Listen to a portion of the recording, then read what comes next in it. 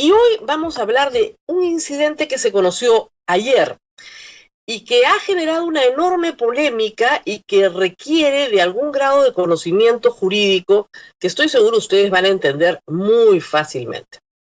¿Qué sucedió? Pues un oficial del ejército agarró a cachetadas a un muchacho malcriado y que efectivamente de forma desobediente y irresponsable no estaba cumpliendo con el toque de queda. El muchacho había cometido una falta, y una falta muy grave en la situación en la que nos encontramos. Y las Fuerzas Armadas y Policiales están facultadas a aplicar un protocolo que incluye retención, detención, llamada a fiscalía y procesamiento. Sin embargo, el oficial comenzó a cachetear al mocoso, un poco joven, parece, no entendía lo que le decía, y perdió el control. Muchísima gente considera que esta acción militar es una acción positiva. Sin embargo, el Comando Conjunto de las Fuerzas Armadas no lo considera así.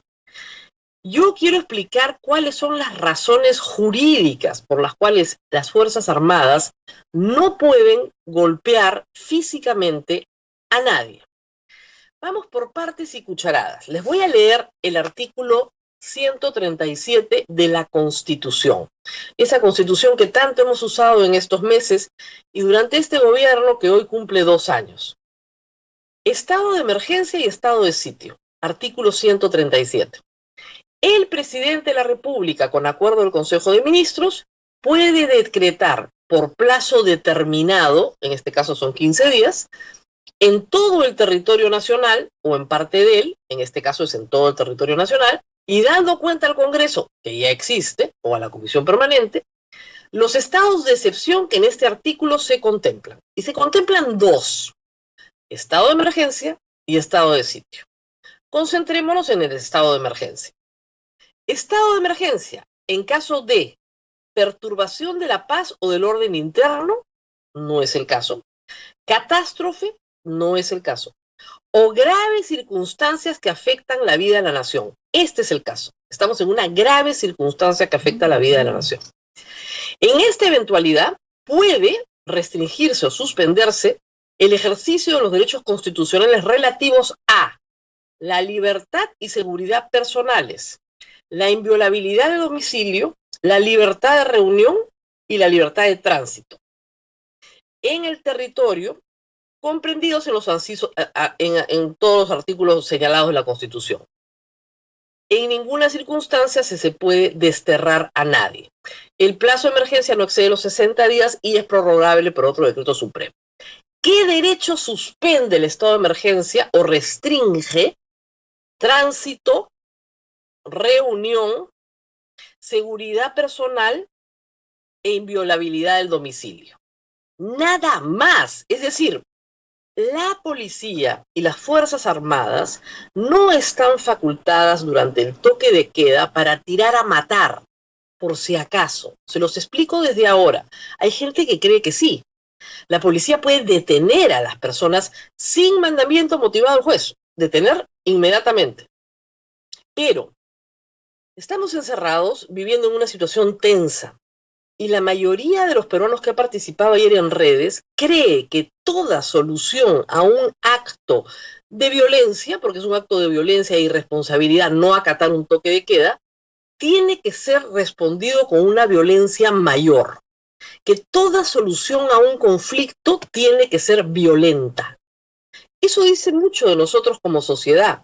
Eso explica toda la violencia doméstica. Las personas no se pueden entender dentro de la ley y dentro del Estado de Derecho. Necesitan la violencia para entenderse. Lamentablemente, esa manera de pensar causó 60.000 muertos en el Perú. Esa manera de pensar generó la barbarie del Grupo Colina. Esa manera de pensar al margen de los derechos fundamentales de las personas es la que lleva a un país a la debacle. El Estado de Derecho no ha sido abolido. Las personas tenemos la obligación de cumplir la cuarentena. Si no la cumplimos, hay salidas establecidas en la ley para ese incumplimiento. Y un soldado, Un buen soldado cumple sus órdenes y al cumplir sus órdenes consigue el respeto y la autoridad que no puede perderse porque pierde el control. La policía tiene entrenamiento para tratar con población civil. Las Fuerzas Armadas no. Hace bien el comunicado del Ministerio de Defensa señalando que van a reforzar el entrenamiento justamente en el trato al público. Hoy por hoy, todos los oficiales de las Fuerzas Armadas llevan cursos sobre derechos fundamentales y saben perfectamente que tienen que tener límites. Si no tienen límites, abusan de su poder. Si abusan de su poder, se les pierde el respeto. Sin respeto no hay autoridad. Es evidente que el oficial que ha cometido este acto perdió el control. Él es la autoridad, él está en control, no una persona insolente, malcriada, que no quiere respetar la ley. Pero si el que está en control pierde el control, se pierde la autoridad. Por lo tanto, este oficial tiene que recibir una amonestación. Nadie está pidiendo que lo saquen de las Fuerzas Armadas. Lo que se está pidiendo es que vaya a un entrenamiento antes de ponerlo en la calle, porque es evidente que sus métodos son incompatibles con el Estado de Derecho y con el artículo constitucional que les acabo de leer. No estamos en estado de sitio, no ha sido declarada la guerra en los términos jurídicos que establece la Constitución.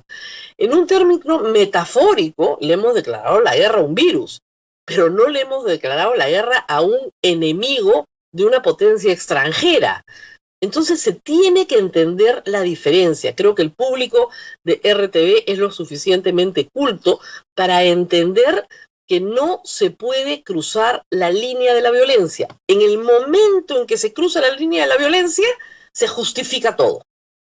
Y no está bien. Y reitero, dice mucho de nosotros como sociedad que las personas que han participado ayer en las redes sociales no puedan ni siquiera imaginar una solución a un conflicto entre dos personas que no pase por la violencia física.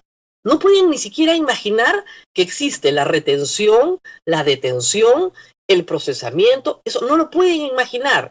Solo imaginan, solo cabe dentro de sus posibilidades de sanción el golpe físico.